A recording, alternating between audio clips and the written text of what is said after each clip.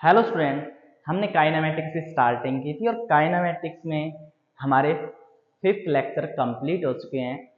सबसे पहले हमने स्टार्ट किया था ट्रांसलेटरी मोशन से।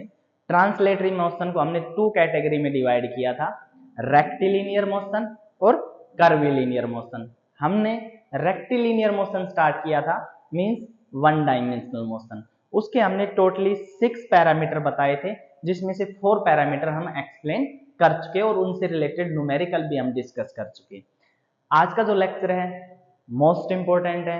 आज का जो हमारा पैरामीटर है वो है स्पीड। बट आप सोच रहे होंगे स्पीड तो बहुत इजी है। हाँ, स्पीड इजी है, बट यहाँ पे बहुत सारी चीजें आज क्लियर होंगी, इंस्टेंटेनियस स्पीड और एवरेज स्पीड से रिलेटेड, क्योंकि वेलोसिटी और स्पीड में हम बहुत बार कंफ्यूज हो जाते हैं। इंस्टेंटेनियस वेलोसिटी और इंस्टेंटेनियस स्पीड में हम बहुत बार कंफ्यूज होते हैं। एवरेज स्पीड और एवरेज स्पीड और एवरेज वेलोसिटी में इतना कंफ्यूजन नहीं होता जितना इंस्टेंटेनियस स्पीड और इंस्टेंटेनियस वेलोसिटी में होता है। तो आज हम स्टार्ट करते हैं स्पीड। तो आज का हमारा 5th पैरामीटर है स्पीड। क्या होता है स्पीड? स्पीड जैसे हमने 9th क्लास में भी पढ़ा है, स्पीड क्या होता है? डिस्टेंस डिवाइड बाय टाइम, या हम ऐसे भी बोल देते हैं डिस्टेंस क्या होता है? Path length, path length upon time. तो ये हमारे पास क्या होता है? स्पीड। अब बात आती है कि भाई स्पीड कितने टाइप्स की, जैसे हमारे पास वेलोसिटी 2 टाइप्स की थी, ऐसे स्पीड भी हमारे पास कितने टाइप्स की हैं? 2 टाइप्स की हैं। सबसे पहले इंस्टेंटेनियस स्पीड, जैसे हमने वेलोसिटी में पढ़ा था इंस्टेंटेनियस वेलोसिटी, वैसे ही हमारे पास क्या होगा? Instantaneous speed. और second is average speed. First is हमारे पास इंस्टेंटेनियस स्पीड, सेकंड हमारे पास क्या हो गया? Average speed. अब इन दोनों चीजों को अच्छे से एक्सप्लेन करते हैं। हम यहाँ पे एक कार्टेशियन प्लेन लेके चलेंगे, कार्टेशियन प्लेन की हेल्प से इसको अच्छे से एक्सप्लेन करेंगे, अच्छे से फील होगा एवरेज स्पीड और एवरेज वेलोसिटी में क्या डिफरेंस है, और इंस्टेंटेनियस स्पीड और इंस्टेंटेनियस वेलोसिटी में क्या डिफरेंस है। बहुत ही मजेदार है, आज बहुत सारी चीजें सीखने को मिलेंगी। तो सबसे पहले हम एक कार्टेशियन प्लेन ले लेते हैं। कार्टेशियन प्लेन इसलिए लेके चल रहे हैं, वहां से सारी चीजें बारीकी से डेप्थ में चलेंगे, अच्छे से क्लियर होगा। तो हम एक कार्टेशियन प्लेन कंसिडर कर लेते हैं। ये हमने एक कार्टेशियन प्लेन ले लिया, ये एक्स कोऑर्डिनेट, ये वाई कोऑर्डिनेट, और ये हमारे पास क्या हो गया? जेड कोऑर्डिनेट, और ये हमारे पास क्या हो गया है? ओरिजिन। ठीक है। ओ, अब क्या करना है? हमें एक पाथ कंसिडर करना है। एक्स वाई प्लेन में हमने एक पाथ ले लिया, ये पाथ कंसिडर कर लिया। अब क्या हुआ कि भाई पार्टिकल की पोजीशन हमने माना P है और ये क्या है? Q है। तो P से Q चला, P से Q चला। तो यहां से अगर मैं पोजीशन को एक्सप्लेन करूं, हमारा जो फर्स्ट लेक्चर था वहां पे हमने पोजीशन वेक्टर डिफाइन किया था। हमने वहां पे बोला था कोई भी ऑब्जेक्ट है, अगर उसकी पोजीशन को एक्सप्लेन करना है तो हमें एक फ्रेम ऑफ रेफरेंस की जरूरत होगी, और फ्रेम ऑफ रेफरेंस हम खुद से अज्यूम कर सकते हैं। ठीक है। तो अब ये हमारे पास पोजीशन हो गई। अगर इसकी हमें डायरेक्शन वगैरह अगर बतानी है तो हमें यहाँ पे एक पोजीशन वेक्टर की जरूरत होगी, तो वो हम ओरिजिन से कंसिडर कर लेते हैं, ओरिजिन से ले लेते हैं। ये हमारा हो गया पोजीशन वेक्टर r1, और ये हमारे पास क्या हो गया? Position vector r2। ठीक है। अब बात आती है यहाँ पे हमारे पास एवरेज स्पीड और इंस्टेंटेनियस स्पीड की। तो देखो स्पीड होता क्या है? Path length upon time. तो यहाँ पे दो चीजें हैं, एक इंस्टेंटेनियस स्पीड है और एक एवरेज स्पीड है।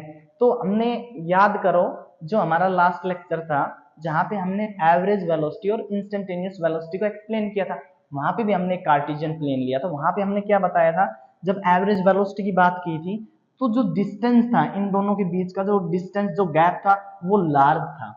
और जब इंस्टेंटेनियस स्पीड की बात, सॉरी वेलोसिटी की बात की, तो उनका जो गैप था, पोजीशंस का जो गैप था, वो क्या था? वेरी स्मॉल था।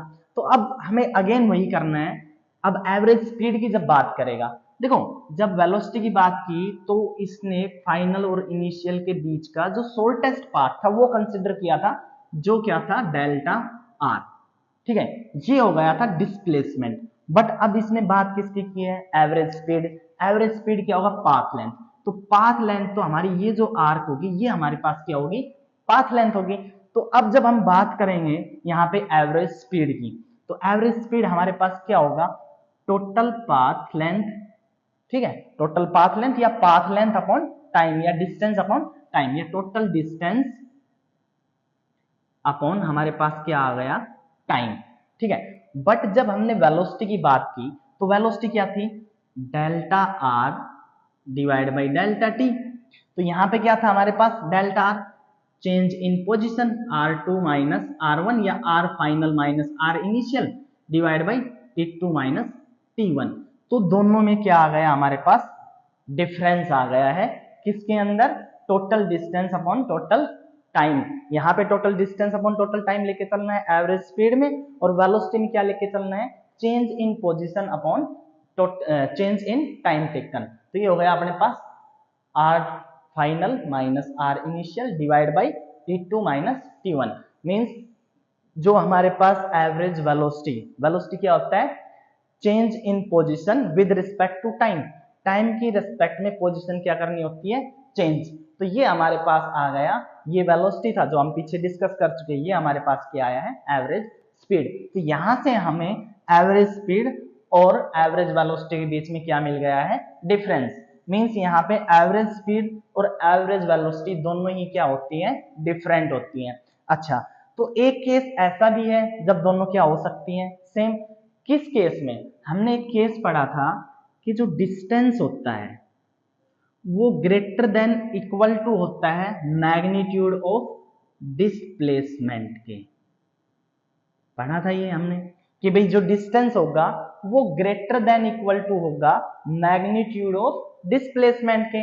मींस इस केस में जब ये इक्वल होगा डिस्टेंस और किसके, डिस्प्लेसमेंट के, उस केस में पॉसिबल है कि जो हमारे पास एवरेज स्पीड और एवरेज वेलोसिटी क्या आ जाए, सेम आ जाए। इसका मैग्नीट्यूड, अगर इसका मैग्नीट्यूड क्या है तो सेम है, तो मैग्नीट्यूड की फॉर्म में हमें डिस्प्लेसमेंट मिल जाएगा। और डिस्प्लेसमेंट अगर मिल जाता, सॉरी, डिस्प्लेसमेंट का जो मैग्नीट्यूड होगा वो किसके इक्वल मिल जाएगा, डिस्टेंस के इक्वल मिल जाएगा। और डिस्टेंस के इक्वल मिल जाएगा तो वो केस किसका हो जाता है, स्पीड का। वो चीजें हम अब डिस्कस करेंगे किसमें, इंस्टेंटेनियस स्पीड में।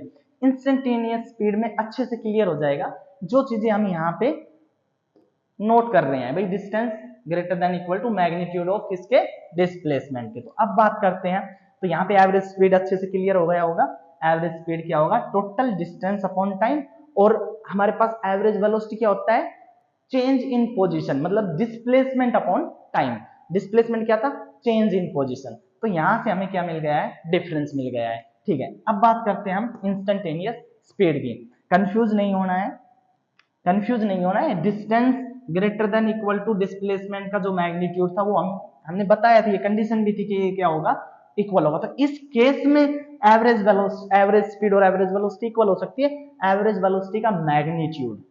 बट ऐसा बहुत रेयर केस मिलेगा ऐसा पॉसिबल हो, ठीक है। बट इस केस में तो हमें मिल जाएगा इंस्टेंटेनियस। अभी हम इसकी बात करेंगे। इंस्टेंटेनियस जो स्पीड होगी वो इक्वल टू हो सकती है इंस्टेंटेनियस वेलोसिटी के मैग्नीट्यूड के। अगर इंस्टेंटेनियस वेलोसिटी का अगर हम मैग्नीट्यूड लेके चलते हैं तो वो इसके इक्वल हो जाएगी किसके, इंस्टेंटेनियस स्पीड के। वो किस लिए होता है उसका भी रीजन हम एक्सप्लेन करेंगे आपके सामने। तो अब फिर से एक बार हम अपना कार्टेशियन प्लेन लेके चलेंगे और फिर से हम अपना वही पोजीशन लेके चलेंगे टू पार्टिकल। बट उनके बीच का जो गैप होगा वो कैसा लेके चलना है, हमें वेरी स्मॉल गैप लेके चलना है। तो ये हो गया अपने पास एक्स वाई प्लेन, ये हो गया एक्स वाई जेड, और ये हमारे पास पाथ है और ये ओरिजिन हो गया। अब यहाँ पे क्या करना है, ये पी पॉइंट है और ये क्या है, क्यू पॉइंट। अब इन दोनों पॉइंट के बीच का जो डिस्टेंस, बीच का जो गैप है, जो डिस्टेंस है वो वेरी स्मॉल। अब ये वेरी स्मॉल है तो ये आपका पोजीशन वेक्टर हो जाएगा r1 और ये हमारे पास पोजीशन वेक्टर हो जाएगा r2 और इनके बीच का जो गैप होगा वो क्या होगा, डेल्टा r।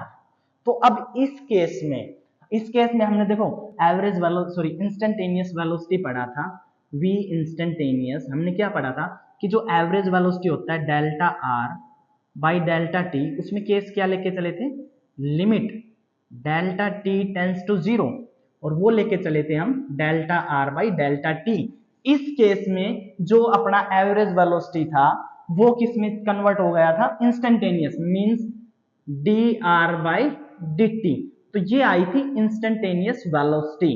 बट अब यहां पे ना जब हम बात करेंगे इंस्टेंटेनियस स्पीड की, तो इंस्टेंटेनियस स्पीड में जो पाथ लेंथ है और जो हमारा डिस्प्लेसमेंट है, इस केस में डिस्टेंस और डिस्प्लेसमेंट दोनों क्या है, इक्वल है। यहाँ पे बहुत ही क्या है, स्मॉल गैप है, और स्मॉल गैप होने की वजह से हमें यहाँ से जो मिलेगा क्या, इंस्टेंटेनियस स्पीड। अगर हम बात करें इंस्टेंटेनियस स्पीड, तो वो भी हमारे पास क्या होगा, D x by D T. तो यहाँ पे जो डिस्टेंस और जो डिस्प्लेसमेंट है दोनों ही क्या होंगे, इक्वल, क्योंकि यहाँ पे जो इन दोनों के बीच का जो गैप है वो क्या हो गया है, बहुत ही कम हो गया है, और बहुत ही कम होने की वजह से डिस्टेंस और डिस्प्लेसमेंट दोनों ही क्या मिलेंगे, नियरली इक्वल मिलेंगे। तो उस केस में हम क्या लेके चलेंगे, जो इंस्टेंटेनियस स्पीड होगा। अब यहां से हमारा केस हो गया है, जो इंस्टेंटेनियस जो स्पीड होगा वो हमारा इक्वल हो जाएगा किसके, ये बात अच्छे से नोट करनी है, किसके इक्वल होगा, मैग्नीट्यूड। मैग्नीट्यूड लेके चलना है किसका, इंस्टेंटेनियस वेलोसिटी का। किसका, इंस्टेंटेनियस वेलोसिटी का। तो ये यहां से आज हमें एक नई चीज, डिफरेंट चीज सीखने को मिली है कि भाई जो इंस्टेंटेनियस स्पीड होगी वो इक्वल टू होगी किसके, इंस्टेंटेनियस वेलोसिटी के मैग्नीट्यूड के। ऑलवेज जब इंस्टेंटेनियस स्पीड या इंस्टेंटेनियस वेलोसिटी की ये क्या करेगा, बात करेगा। तो ये था आज का हमारा लेक्चर स्पीड से रिलेटेड। तो यहाँ से बहुत सारे न्यूमेरिकल्स हम अब डिस्कस करेंगे, क्योंकि बहुत सारा कंफ्यूजन रह जाता है। कुछ न्यूमेरिकल्स हम अगर वेलोसिटी से रिलेटेड कुछ डालते तो वहां पे इंस्टेंटेनियस वेलोसिटी और इंस्टेंटेनियस स्पीड का बहुत सारा कंफ्यूजन हो जाता है। तो यहाँ पे आज का हमारा लेक्चर क्या हुआ, स्पीड से रिलेटेड हमारा 5th पैरामीटर यहाँ पे क्या हो जाता है, कंप्लीट। अब हम नेक्स्ट लेक्चर में आपको मिलेंगे, नेक्स्ट जो लेक्चर होगा वहां पे हम डिस्कस करेंगे एक्सेलरेशन से रिलेटेड, और वहां पे हमारा जो लास्ट पैरामीटर होगा, जो 6th पैरामीटर है, वो डिस्कस करेंगे, जो एक्सेलरेशन होगा, और इससे रिलेटेड इंस्टेंटेनियस वेलोसिटी और इंस्टेंटेनियस